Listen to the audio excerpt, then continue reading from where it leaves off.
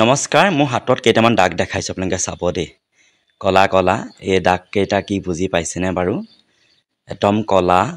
আৰু একদম ছাই নিচিনা হৈ গৈছে কিন্তু এটা মই নেমু মাৰি আঁতৰাই দিম এই দুটা ভীমকল অসমৰ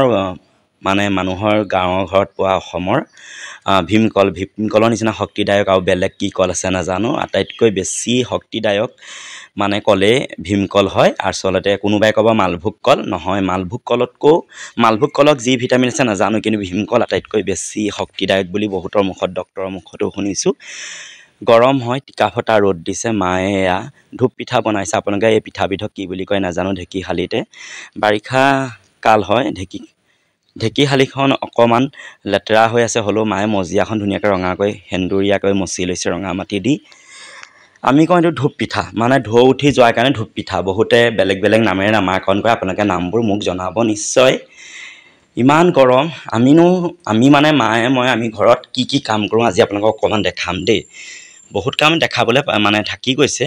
কিন্তু বৰ্তমান কি কাম কৰিছোঁ আমি ইমান গৰমকো নেওচি আমি কি কৰিছোঁ পিঠা খুন্দিছোঁ প্ৰথম কথা বহুতে বিহুটো পিঠা খুন্দিবলৈ বেয়া পায় মই এইটো কাৰণে কৈছোঁ মানে প্ৰমাণ আছে মোৰ হাতত বহুত মহিলাই পিঠা খুন্দিব টান পায় বাবে তিল পিঠা ঘৰত নবনাই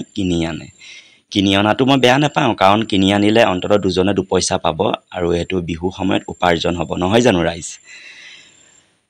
এয়া মানে এনেকুৱা গৰম ক'বলৈ ভাষা নাই এয়া কি জানেনে টেমাটোত পকা মিঠৈ কেইটা কালাৰ মানে ৰংটো আগৰ নিচিনা হোৱা নাই আমাৰ ভজা পিঠাগুড়িয়ে পকা মিঠৈ সাজিলে এনেকুৱা ৰং হয় আৰু এই টেমাটোৰ তলত কি দিছোঁ গম পাইছে ৰাইজ ভজা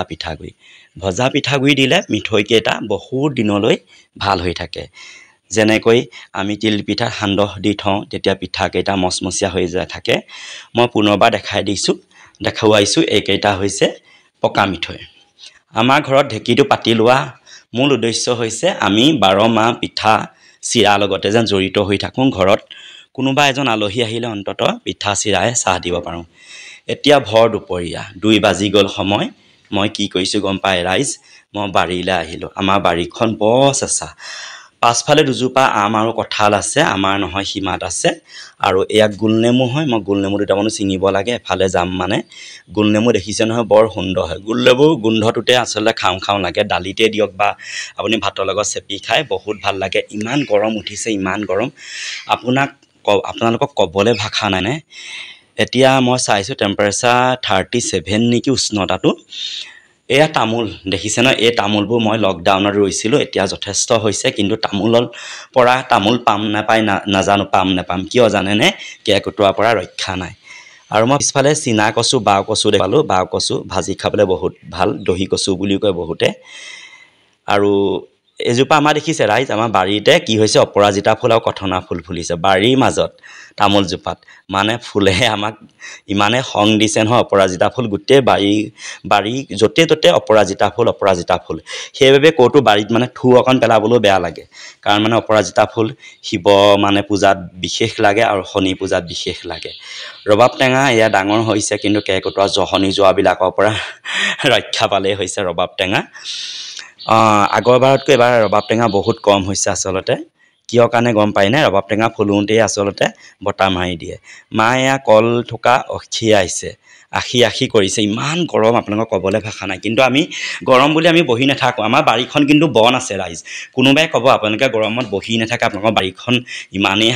হাবি কেলে থাকিব দিছোঁ গম পাইছেনে পোক পতংগ আহক কোনোবাই ক'ব সাপ আহিব সাপো আহক কাৰণ তেওঁলোকক যদি আমি অকণমান আশ্ৰয় নিদিওঁ তেওঁলোক থাকিব ক'ত